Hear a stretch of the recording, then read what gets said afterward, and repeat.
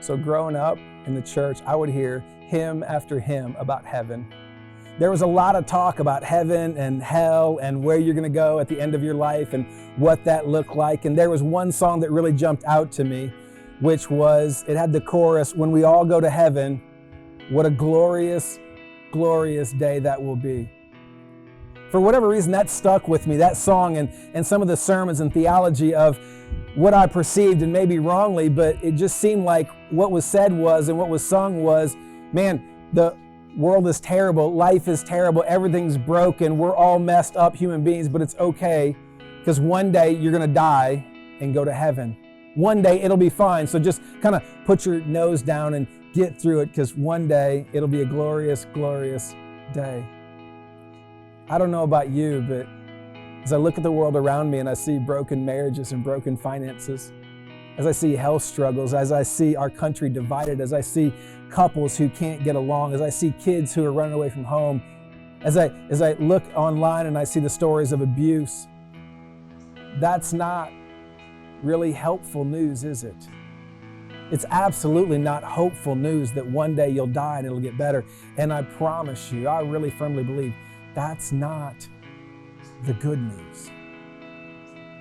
See, as you read the Gospels growing up, I was so surprised to see that there was more to the story than just one day, someday you die and go to heaven.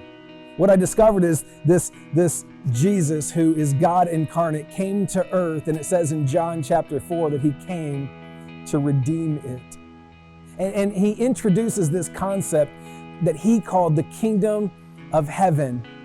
And what he says about it is so fascinating to me. He doesn't say that, you know what, one day, someday you'll get it. No. He even announces it, and he says the kingdom of heaven is here. It's now. It's today. That you don't have to wait one day, someday to get it together, that you can have it this day. It's never more obvious than when he's traveling with his disciples and they're walking and they're doing some stuff, and all of a sudden the disciples, one of them or several of them, ask him, they say, "Jesus, you pray differently than we do. Could you teach us how to pray?" Now, again, I would have assumed that Jesus would have looked at them and said, "Hey, you keep praying however you want to pray. You keep saying whatever you want to say. It really doesn't matter. God knows your heart. It's okay." But he doesn't do that. He actually just kind of stops and says, "Okay, let's talk about this for a second." And then he says, "Pray like this." This prayer was never meant to be this thing that you repeat over and over and over again. It was never meant to be the model that you recite, but it's absolutely meant to be the mission, the marching orders that we walk to. And maybe you heard it growing up. It starts off, "Our Father who art in heaven, hallowed be your name. Thy kingdom come, thy will be done." And then this next line, this line that is inserted in here that is so different and so unique, he introduces. He says, "On earth as it is in heaven." As it is in heaven. That's the phrase. That's the one that as I read it over and over and over again, I can't get past. This concept that Jesus seems to believe. Jesus introduces and says, listen, not just that the kingdom is here at hand, but here's the deal. I want you to pray that heaven crashes into earth. That you are not called to get through life, but commissioned to build a new one. And you have the ability to do it. It's not just one day, someday. It's this day. It's today.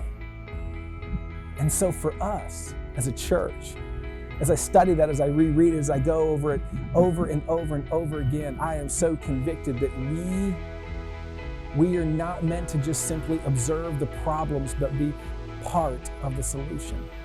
And so we're going to be spending some time looking at what this means for us. How do we do this? Because I believe firmly that the church should be leading the way in bringing heaven here on earth. That we should be leading the way in housing the homeless, in feeding the hungry, in loving the unlovable, in forgiving the unforgivable, in being the light in a world that we look at and just know is broken.